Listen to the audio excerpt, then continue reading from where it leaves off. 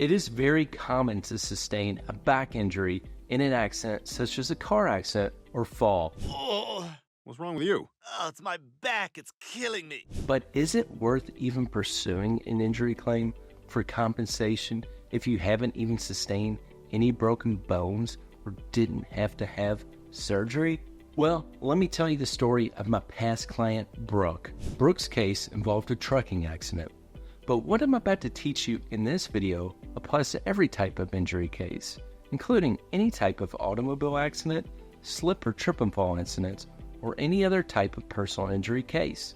It was clear that based on the facts, the truck driver in Brooke's accident was the clear at fault cause of the accident, so the primary issue and dispute with the truck driver's insurance company was the value of Brooke's injury claim. The most severe injury Brooke sustained in the accident was to her low back. Brooke went to the hospital after her accident and was discharged after a few hours. Brooke next began physical therapy treatment days after going to the hospital. She eventually had an MRI on her low back. The MRI on her low back revealed she had a small disc bulge in her low back. Brooke ended up going to a total of 18 physical therapy sessions to recover from her injuries. Once she completed her medical treatment, it was time to try to negotiate a fair settlement with the trucking company's insurance company. I wanted to get every penny I possibly could for Brooke from the trucking company's insurer. So what I did next was I sent a written demand letter along with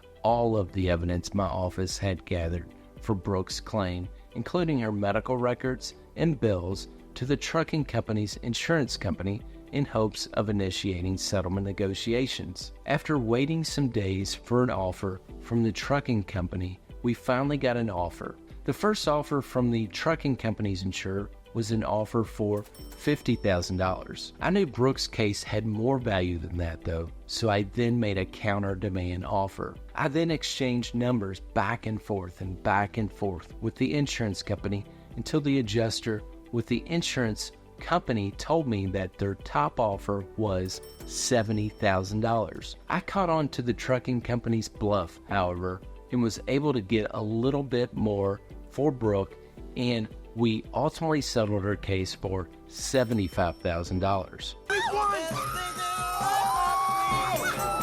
And since Brooke also received $10,000 in personal injury protection benefits, her total recovery on the case amounted to $85,000. Brooke was excited. She did not suffer any broken bones and did not have to have surgery, but we still were able to recover nearly 6 figures in her case. It was clearly worth the time and effort to pursue her claim, even though she did not sustain a broken bone. It did not require surgery. Obviously, if you have sustained a broken bone or had to have surgery following an accident, the value of your case could be massive. But even if you have sustained an injury to your back without any broken bones or need for surgery, in many cases, it is still worth the time of pursuing a settlement in your case. And if you don't want to take the time with dealing with the insurance company yourself, call an injury lawyer and see if they will take on your case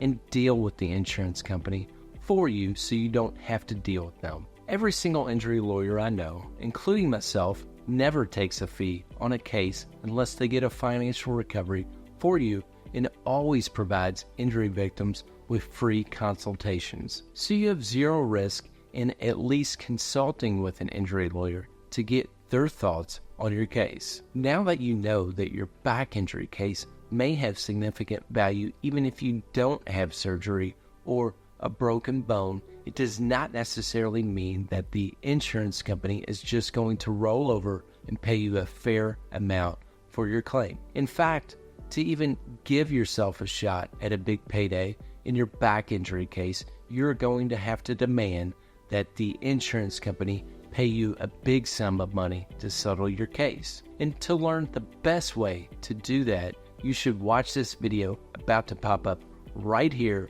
where I explain my tip on how to demand that the insurance company pay you a big payout in your injury case. Lastly, if you've been injured in Kentucky, remember to don't wait, call Tate.